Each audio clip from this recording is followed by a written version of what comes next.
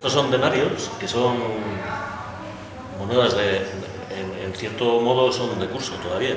Se acuña cada una cada año en la zona de Astorga, y entonces, en caso de apuro, si vas por ahí y te quedas sin pasta en cierta zona del Bierzo, pues sacas un denario si has tenido la idea de comprarlo, y con eso pagas el café y luego te devuelven el resto, porque eso tiene un valor de 3 euros. Estas piedras son de la apertura de la Puerta Santa. Aquí se ve cómo está cayendo el muro, cuando abre, en la ceremonia la abre el arzobispo de Santiago, y esta es una piedra que solamente la tienen el Papa, el Rey, el arzobispo y yo. Está reservada en una especie de urna, y cuando cae al suelo, el que es el encargado del botafumero, que es el hombre que suele parar el botafumero cuando termina de volar, es el que está pendiente de recoger esas piedras para luego entregar a cada uno la suya.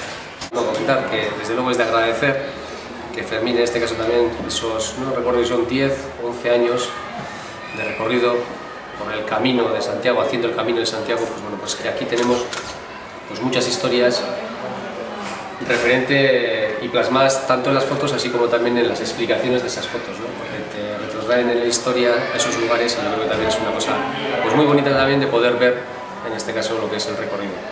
Sin más, él os lo va a explicar seguro mucho mejor que yo, y desde luego invitar a todos que durante la exposición pues bueno, pues que podáis participar para venir y para disfrutar de unos trozos también de mucha historia, y sobre todo de la presencia de él, que lo va a explicar muy gustoso seguro. La exposición no es una exposición clásica de fotografías, como ha dicho Miquel, porque tiene su leyenda, y como bien dice el título de la exposición, pues son historias y leyendas del Camino de Santiago, que hace referencia pues a todo lo que ocurre en el camino, o la historia que tiene el camino, hace referencia a puntos concretos del camino y por qué están esos puntos ahí. Y bueno, pues hay cosas, historias que a mí más que nada he montado este tipo de exposición, en principio para enseñar lo que es el camino, pues también para gente que está interesada en hacerlo, pues que conozca un poco más el camino y que vea que hay cosas que están en el camino que muchas veces los peregrinos no vemos. Yo todavía, o después de haber hecho 12 veces el camino, o andar el camino, como me gusta decir a mí, pues cada día voy conociendo cosas nuevas, ¿no?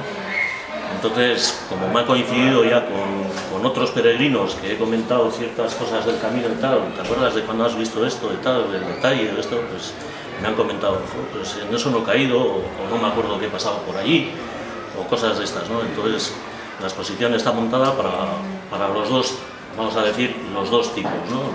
Los que han conocido el camino, los que quieren conocer el camino, y luego la gente en general, pues si tiene algún interés en ver cómo es un poco el camino, pues está un poco explicado, porque incluso, como se ven, el suelo está marcado, está la flecha amarilla, hay ciertas cosas que indican lo que es, cómo está el camino y cómo se vive el camino, ¿no? Más que nada es eso. Espero que la gente se anime, y bueno, pues, yo estaré aquí para el que esté interesado en conocer algo más, tener alguna explicación y cosas, pues para eso estamos, ¿no? Para echar una mano. No son fotografías ni nada, son fotografías, historias y leyendas que tiene, historia que tiene el camino, cómo se han creado incluso ciudades y tal, y leyendas que se han traído.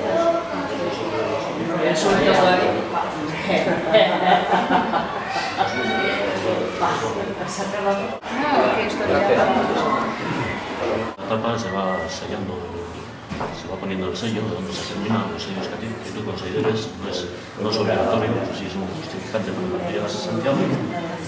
Esta es la llegada a Santiago el día 23. Aquí están los kilómetros totales desde aquí hasta Santiago, 716,38 kilómetros, y aquí están las etapas de los kilómetros que hacía cada día.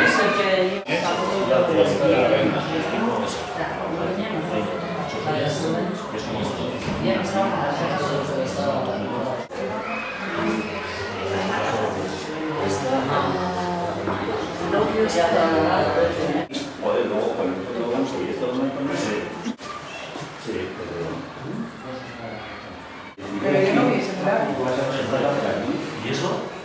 Eso sí, eso. Ya, pero digo si estaban en